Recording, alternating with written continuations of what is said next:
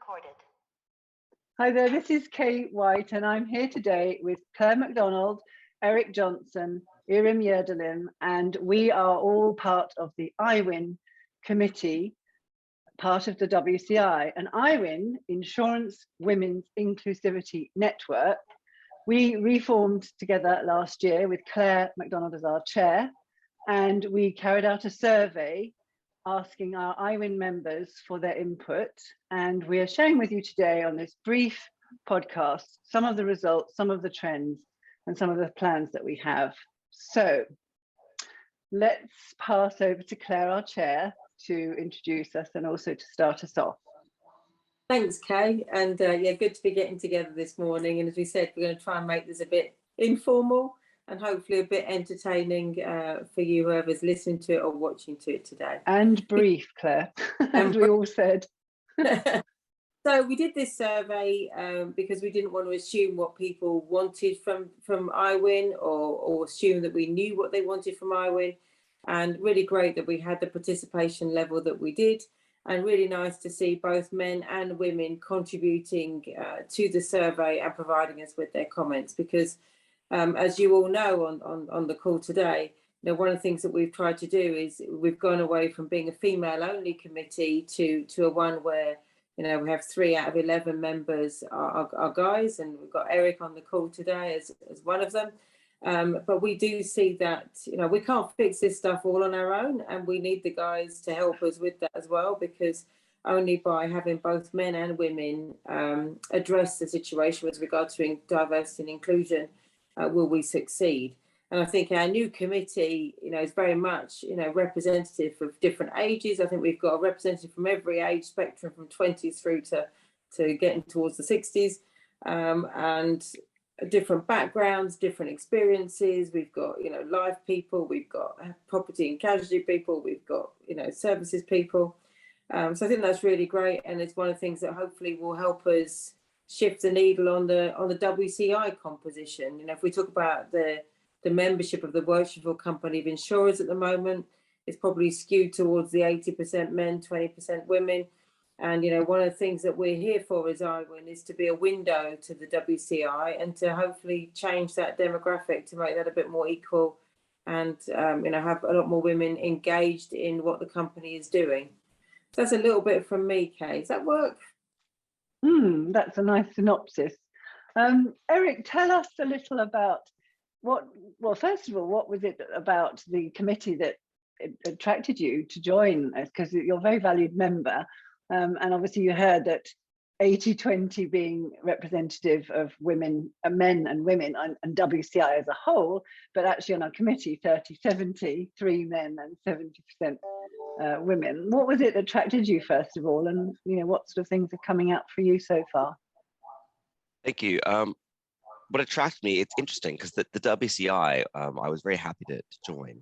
But the WCI, like you said, the makeup of the membership probably isn't that far off from the makeup of the senior leadership in insurance.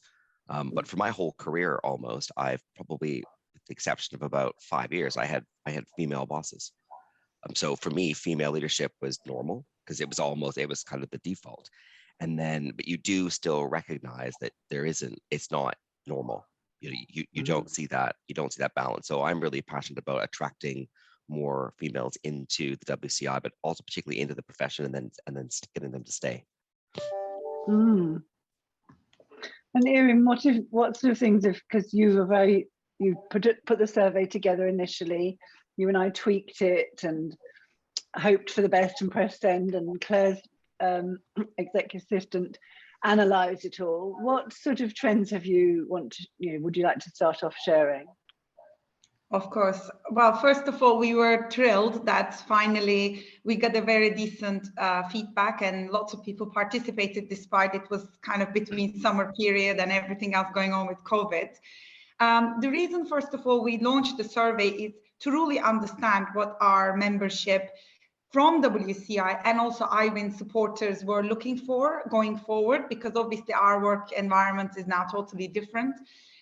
So 70% plus basically responded saying they still would like to see the networking events coming together. They still would like to have the opportunity together, whether it's online or in person.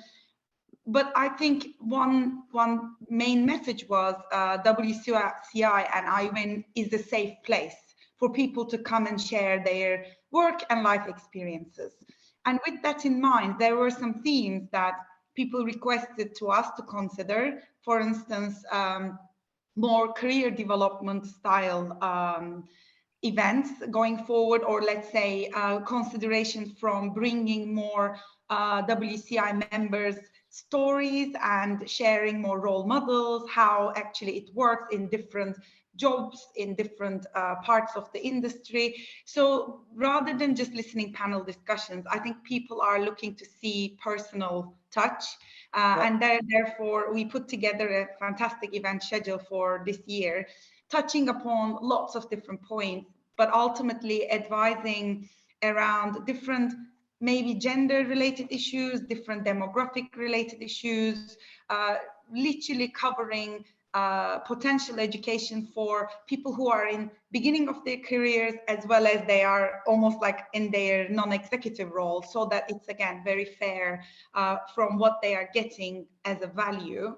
I think one other point I would like to mention is how important to us are sponsorships. And currently, we are working quite hard to put together a value proposition for our sponsors, and also our event schedule definitely reflects their needs as well. So we would like to address that, and with that refreshed look and vision and mission, we are already talking to new sponsors to make them come on board and support our cause.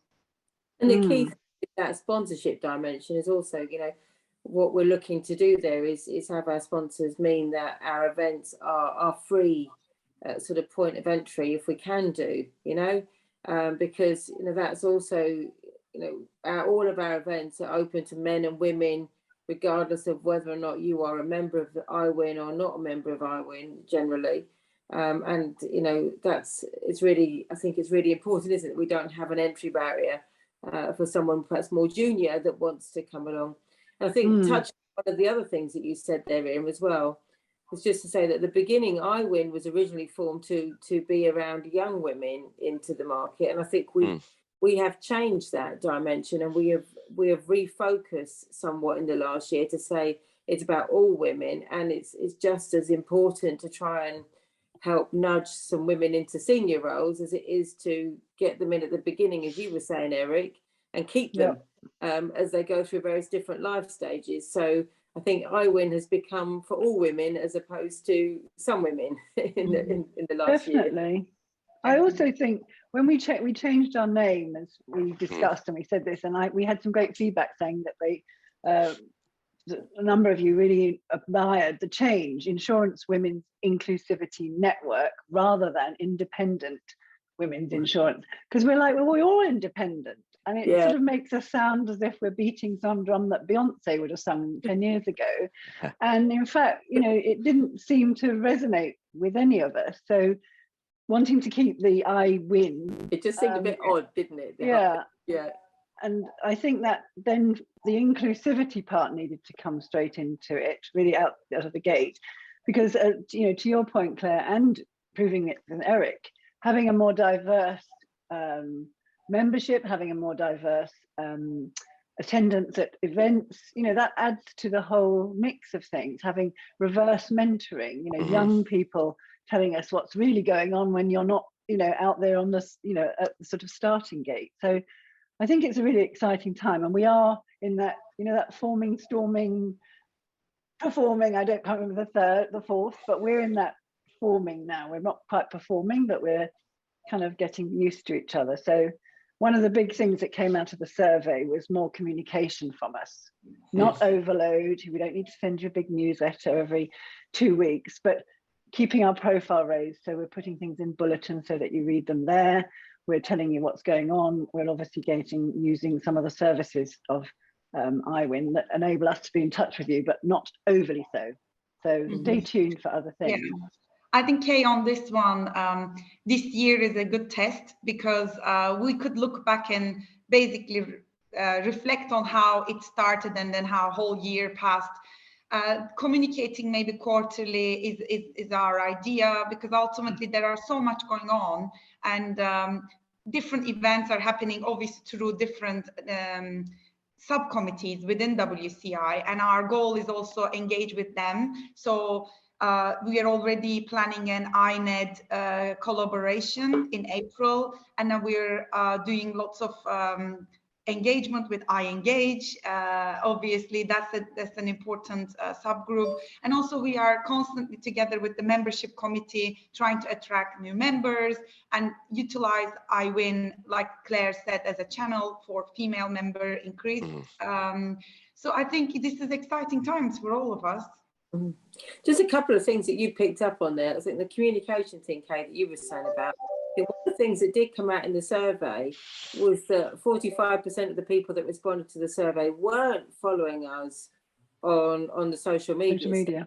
So if you're picking this up and you're not following us on LinkedIn, we do have an iWIN page on LinkedIn, and we're trying to up our number of followers on that. And that is our primary, apart from the WCI bulletin, that's going to be our primary place for comms. So if I could just put a shout out there to get signed up and just follow us. The other point I was going to say, you were talking there about working with other networks, and that was something also that came out really strongly from the survey, doesn't it, about working with other gender networks in the insurance space.